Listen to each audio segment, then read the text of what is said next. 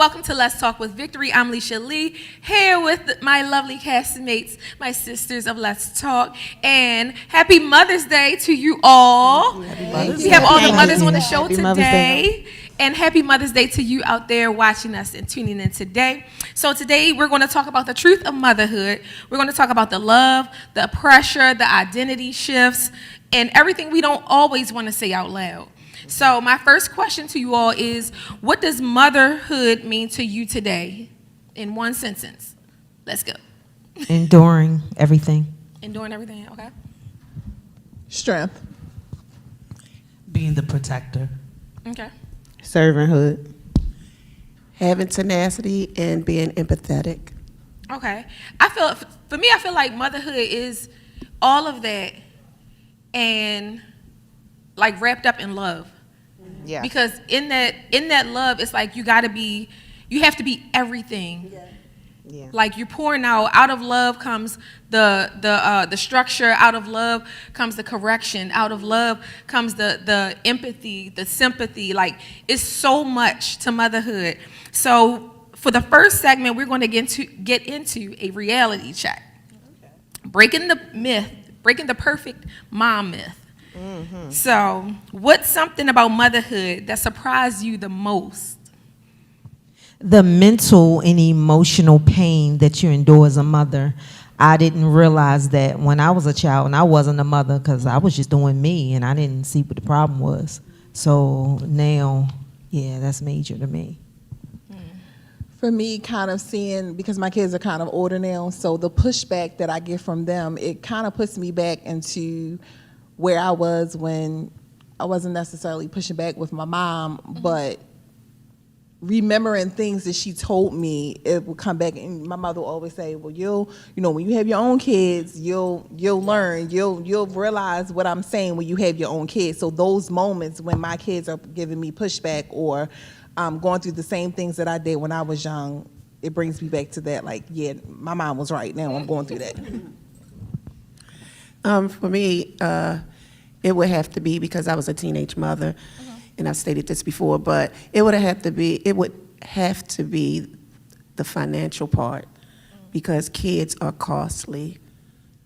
They are. Yes. They are. Go ahead, Marcella. Yeah, that's good. I think I would realize that, like, before becoming a parent, you think, okay, it's an easy road, it's like everything is just automatic and given. Mm-hmm. But being a mother takes work. And I realized that, like my relationship with my mom, like my mom was that dictator, right? But I learned as becoming a mother that with my daughter, having a conversation and being more open and being able to allow her to speak and say things helped us as a mother-daughter relationship better than just me telling her what to do or asking her what to do. Okay. I think I'm with Nitris on like the pain of the things that you go through at different stages, especially as they become adults, like the emotional pain of loving somebody since before you knew them, and sometimes they don't give you that same back. Well, we know there's no manual for motherhood. So in raising your children and training your children up, have you ever felt like you were failing when things didn't seem like it, even though you weren't? Have you felt like you were failing, even if it wasn't what to you, like it didn't meet up to your expectations, whatever was happening? Yes. All right, Yes. right, yes, at the same time. Yes, I did. I felt like that as my daughter became older, because I reflect and looked at her and the things that she was, the way that she was going, it wasn't necessarily saying a bad way, but I would always say, wait a minute, that's not how you were raised. Like, who child is this? So, I mean, that's the part that got me. But thank God she's doing a turnaround. I felt like a failure when my kids were young and I was going through a divorce. I felt helpless. I was going through depression, anxiety. I was having panic attacks. And I didn't find out until later that them watching me go through that helped make them stronger, because they was like, well, mom still went to work. I still was in school. I still tend to them, took care of them. Even sometimes I didn't feel like getting out of bed, but I was able to show them strength, and they were able to use it for later on in life. So I don't like that it happened, but something good came out of it. Okay. I would say going similar, but for me, going through a relationship that didn't pan out to be the way that I thought I would, and then having a child in the middle of it, and then having two different ways of thinking of how to rear or raise the child, you know, I wouldn't say I felt like I was a failure, but I felt like I wasn't being heard, and that it became difficult in terms of managing the right way of rearing my child, you know. Okay. Kim? Similar to her, my sister here, I felt like a failure when, like one of my kids, you know, was acting out of character and not doing, you know, the things that I guess I felt like they not doing, but let me take it back. I felt like they were not walking in what their potential. A lot of times as parents, we see more in our kids, and when they kind of act out of that, you know, I felt like a failure because I said, where did I go wrong? But then I had to remind myself that it's not necessarily me, they're growing up, and that they have to learn their own way. And a lot of times I tell my kids, I try to prevent them from being hurt or try to prevent them from enduring certain things, because I feel like, especially if I already went through it, I don't want you to go through it. I already went through the pain. I've already went through the hurt. So I try to redirect them. But then in me redirecting them, they look at you like a nag and things like that. So I had to learn to just change my mindset and say, no, you know, they grown. They have to find their own way. They have to, you know, sometimes touch the stove, learn that it's hot on themselves, and I can't always protect them, but I'm always here for them to come back to, and I can kind of redirect them and still show them love. I feel like a failure when my children are educationally not where I think they should be, meaning like, or when they're not striving. So there have been a few times, I mean, I've had a lot of moments I feel like a failure, but this sticks out. There have been a few times like certain things have happened that people may not even have a clue that happened, but I feel like I'm a failure because like, why didn't I catch that? Why didn't I see that they couldn't do that? What happened? Why I provide, you know, I feel like me and my husband provide everything that they need, but why did I miss that? Like, why did I miss that you can't multiply or whatever it is? So that makes me feel like a failure. Go ahead, Ms. O. I wanted to touch on that, and when you were saying provide everything you need, that was my major issue. I provided everything in extra that she needed, so I didn't realize until me and my daughter had a deep conversation, and she told me, she said, well, I had everything. If I wanted this, I wanted that, you know, I would neglect myself to say, okay, you know, you want this, you want that, whatever. And it made her kind of self-entitled. So she had to be broken, which it really broke me and hurt me, but it had to be a lesson learned. So that's why I said she's doing the 360. Would y'all say that is it an internal or external pressure? Is it an internal pressure from yourself, or is it an external pressure in the sense of if my children don't live up to my expectations, what are people going to think about me? Oh no, I think that it's no, I don't think that. Okay. Like my children are not. I don't want them to be me. I want them to be better than me. And I think that's the pressure, trying to make them better than us, like, because they couldn't see what we were. They didn't see our deficiencies. They didn't see the bad relationships. They didn't see the bad friendships. They didn't see all of that. So in an effort to try to make them better than we are, we give them more, we push them harder, and sometimes it doesn't work, and they think that they understand or they know, or why is my parent doing this, but they really don't know. If we really sat down and told them our life, they really would be like, oh, interesting. You know what I'm saying? Like, we tell them things, well, at least for me, I tell them things sometimes on an as-need basis, but if I really told them everything or a lot of things, they would be like, I get it now, Ma. I get it. But I think that comes from within, depending on what you want your child to be, for most of us. Not all of us, but for most of us. Now, with you saying that it takes me to our what we're about to go into our next segment of losing and redefining yourself. So my next question is, who were you before motherhood, and how has that changed? She left already. Well, I was a mess. I'm from Park Heights. I'm from Palmer Court.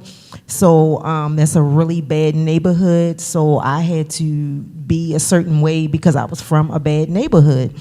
And that carried into adulthood, expecting the worst out of people, looking for something like, what, you want it? Like, and you could just be like, hey, hi. So yeah, I was a different person then. Now, I'm more loving, more caring, and the mistake I make most often is looking for the best in people, even if their intentions is wrong, but I can't worry about that. I have to be me no matter what. So I can't walk around in a bubble, you know. Yeah. I have to go through life, right? But yeah, I was horrible when I was younger. I'll fight you and your mother. I ain't care. Well, hallelujah for the change. And we love all of y'all from Palmer Court. You can come to our church. We do not have no problems with Palmer Court, okay? I live there too. We live there too, so that's what I actually used to be up on Palmer Avenue sometimes when I was younger, but that's a whole nother story. Go ahead. I was gonna say for me, I think that before I had kids, I was wild. Yes, me. I was wild. I was very wild. I was very wild, but now I'm more. I was very selfish too. I think now I'm not selfish. I'm more caring. I'm more loving, and then I'm more intentional too. Intentional about my time. Intentional about pouring into my children. Intentional about even just standards for myself, because I know my kids are looking up to me. Yeah. So I feel like I gotta hold a certain standard. I have to be a certain way. So sometimes where I feel like, oh, if it was my choice, I'll do this. Yeah. And it's like, even though I know it's wrong, but it's because, just being human, sometimes you wanna do wrong because wrong feel good depending on what it is, right? It's like I can't do that because I know they're looking up to me. So I'm very intentional about what I do. I'm more loving and I'm more caring. Like I just, that's all I can say, because I'm like, wait a minute, I don't know where to start. But well, let me ask you this, Ms. Dawn. Do you feel like you've lost a part of yourself or discovered a new one? Both. Okay. I lost the part. I also was a fighter. I used to fight so much. I was in a girls' detention center when I was younger. Yeah. So. Don't come for her. Yeah. Not at all. But no, seriously. But I'm glad that part is over. I'm actually able now to rationalize and talk things out versus saying. Let's be, come out. Yeah. But yeah, so I'm glad that I have that change. But yes, I had actually lost, but the part that I lost was the parts that needed to be lost. Okay. And the things that I found were the things that needed to be found. So it was like God, he's been doing some renovation, moving some things around, and it's marvelous. Hey. Okay. That's good. Well, did you want to answer that too, Marcella? Which one? The first one? No. What part do you feel like you've lost a part of yourself or discovered a new one? Okay. Well, I would say I lost the slight selfishness because when I was younger, I was adventurous. Like when I was a young adult, because my mother wouldn't let us do anything, right? So I would travel, I was doing adventurous stuff, and now I'm like, wait a minute, some of this stuff I got to hold back on because I do have a child. And she needs to have her mother to be here. But I gained a newfound relationship with my daughter. Like she knows the mother-daughter limitations, but we are actually friends, good friends, that we can entrust one another. She can entrust her thoughts and her needs with me. So that's one thing that I've gained. Okay. You look like you got something to say. Go ahead. I was selfish and I was spoiled. And it took a long time for me to admit that. But so in motherhood, I got more love. I got more caring. I was that person, but when I chose to be that person. But now, since I've been a mother a long time, 30 years this year, I have learned to be, I've been more caring, right? And I think that I was evolving anyway, so I found myself in this. Sometimes you do feel lost, but not lost like I want to get it back. I don't want that part back. Okay. I'm okay with what I have now. Okay. So let's talk about the mental load. What's something you carry that no one sees? And this can be from whatever perspective, as a mother. Guilt. Okay.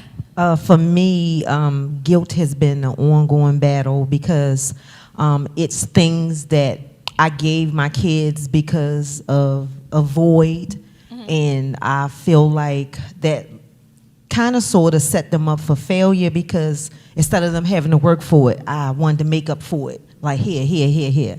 And then now, being a grandmother, I see the same thing, so I try to step in to help her because she's a single mother and I can't do it all, but I shouldn't feel guilty for other people's decisions. Yes. Stress. Me stress. Stress. Stress, yes. How we were raised, I'll just say we were raised to have, from my grandmother, she just actually turned 94. Yeah, and you wouldn't even be able to tell, but we were raised to have thick skin. So I've seen my aunts behind closed doors.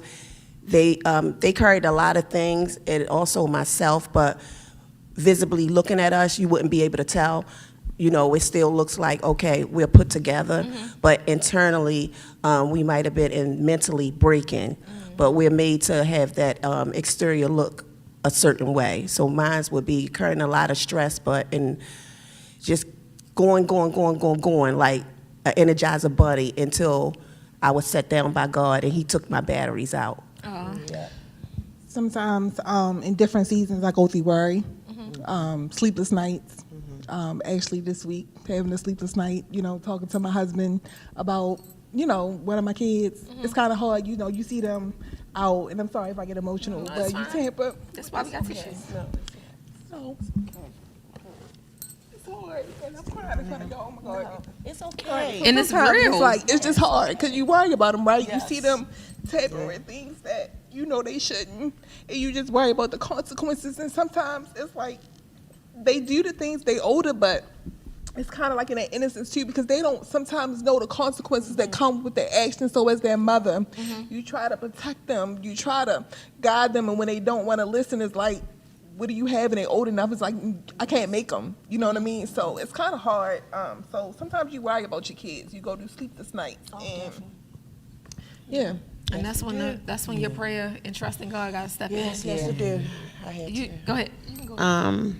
The question is, what do I carry that nobody Something, sees? yeah, something you carry that no one Shame. sees. And I pray about it all the time, but I feel shame because, when you got a child that don't talk to you, when you got a child that can be right here in the same room and won't speak to you unless you speak, you like, what did I do wrong? Like, what happened? But for a long time, I would lie about it. For a long time, I would make it like it wasn't. And I don't live out loud with it anymore because I pray more about it now than I ever did. But it's shame because it's like, nah, not my kid, So for a long time, I wouldn't speak on it. And then when I started speaking on it, other parents started being like, thank you for saying that because this is what's going on in my life and this is what's going on. And a lot of us, sometimes we hold things, because we like, this can't be me. I mean, God, is this the way that you create? Because I have those questions for God. Like, hold up, God, I thought you loved family. Like, what's going on? And a lot of us don't want to say we question God. And I know we're not supposed to, but I still pray. Like I said, I don't speak on it as much as I used to, but I don't lie about it anymore because that keeps me in a shameful state. When I'm honest about it, then it helps me. It helps me to live because this is my story. This is my testimony. So when I'm honest about what goes on, even within my family, then it helps for that shame to be out of here. Because I think as long as I live in shame, that I won't heal, the relationship won't heal, other people won't get healed from it. So That's good. Yeah. Mine would be regret. And the regret is that I didn't wait. I didn't listen to my mom saying, be married first. And I regret that my daughter had to see, she saw love, but she also had to go through a broken relationship. And the outcome, I would say, the fragments from a broken relationship, and then having to rear my child in that situation, but to see that by being able to push, not wanting to let go or lean back, but in certain circumstances, stepping away to allow God to fix that situation, however it was going to be, and now seeing how she's bloomed to be such a wonderful and loving young lady in spite of what she's seen and what we've been through, that's nothing but God, because it could have gone a whole different way. She could have developed into a whole different person. So I'm grateful, but I'm regretful that I didn't wait and do it in the way that God would have seen fit. Yeah. What would real support look like for you? And with what you just shared, with the things that you've held in, but now it's released, what would real support look like for you? Real support for me look like people minding their business. And I'm just being honest. Like, if you know the words of prayer, you pray. Because I'm not a perfect mother, and my child is not a perfect child. But I think that when people listen to one side and don't know the whole sides, they start talking and giving advice to things that you don't need to. That's like me counseling somebody married. I'm talking to the wife, but there are two sides to this. And then the truth, because both of y'all sometimes ain't telling me the truth. So I can't just be all on the wife's side. I got to really be in prayer. I have to really be discerning. And a lot of people are not discerning for family situations. A lot of people are not discerning. So I think that if people want to support, they can pray. That will help me. That will help my situation. If you pray, if you don't allow me to talk negative or her to talk negative, it would support. And I would say, like you were saying, all of those things also too. And people, they need to not be so judgmental. Yeah. You know what I mean? People have a lot of things, like you said, two sides. I always tell people, look, I'm on the right side. I'm not, I'm not, this side, this, that. I've always been that type. I had a friend years ago say, oh, girl, you on the man's side. Like, no, it's no man's side, no woman's side. You wrong. And I'm on the right side. So you wrong, you wrong. If you right, you right. And in this situation, you wrong. I would say for me, like you said, prayer. Just pray about it. Encourage me to keep being a good example as I can be. And just prayer. Yeah. That's it. I agree with everything that's been said, but I also think that support is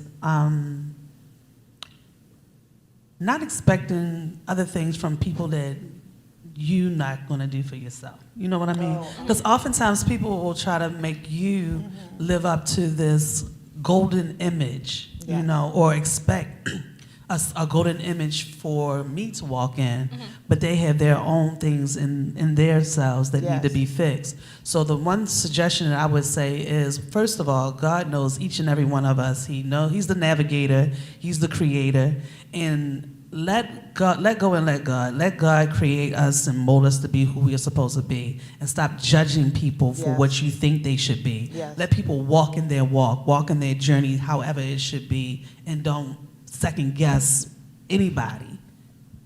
Okay.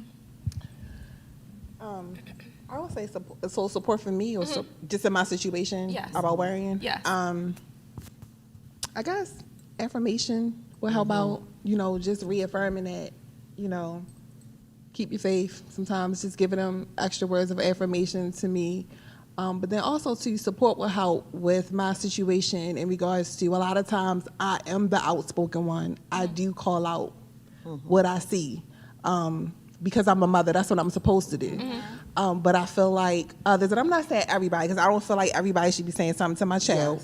But support also to some people, like extra, people in your immediate family, or I feel like some family members condone the stuff, the crap. And I feel like when you don't call it out, you're actually causing more harm. But the more people, because when I say it, if I'm the only one, then I seem like the neg. Don't tell me in private. Don't tell me in private, oh girl, you're right. No, tell it to him. yes. Call it out when you see it, because then if he's getting it Absolutely. from multiple, Yeah. and it's coming from a place of love. Now, I'm not saying like from people that don't really know my child. Like, I'm not saying everybody to say something to my child, but I'm saying, you know, certain people that's close to my child, know my child, love my child, is coming from a loving place. Call it out. Call it out when you see it, because then it'll start to, you know, maybe a light bulb will come on and be like, well, maybe it's just not her. Maybe maybe, you know, other people are saying it too, and maybe they can then self-reflect. Yeah. So. Especially when it's somebody that your child looks up to Yes. and Yes. respects, Yes. and they, you know, they look at them and have this image of that person Right. that they want to, I don't want to say live up to, but it's like that respect level. So if they say something, it's like, okay, it's not just my mom. Yes. Right, and that's why I say in prayer, because in prayer I believe that God will tell you when to speak Yeah. Yep. and when not to speak Yep. and what to say and who to say. Because you can tell me anything about my child, that's fine, but you need to know when to say it, how to say Yeah, it. that's it. Yeah. So this next segment, I'm going to read some statements, and this is Kim. You said say it out loud. So this segment is say it out loud. So I'm going to read some statements, and then we'll get your reaction. I'll ask the question for your reactions. So the first statement. Sometimes this is from a mother's point. Sometimes I want to hop on the plane and run away. I love my kids, but I miss my old life. I don't feel appreciated for everything I do. I feel like I carry everyone and their problems. Now, the question, what comes up for you hearing that? When you hear those statements, what's the first thing that comes to you when you hear I those feel statements? heard. Heard? Okay. Yeah. Facts. I Her. resonate with the first one.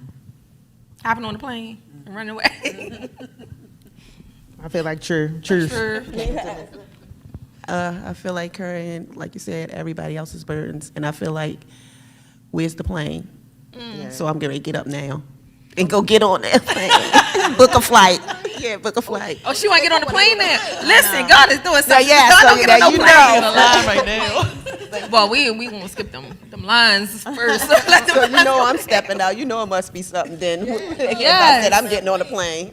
And I'm sure I'll go that for you. I'm sure that our viewers can relate to that. There are some other mothers who feel the exact same way. So it's not to say you shouldn't feel that way, or not to say that, oh my gosh, I have this guilt now that's out. Like, no, it's a real feeling. Like, this is reality. Yes. So we're moving along to our next segment, what helps. Now this is, practical takeaways and things to stay grounded. What's one boundary you've learned to set as a mother? To say no.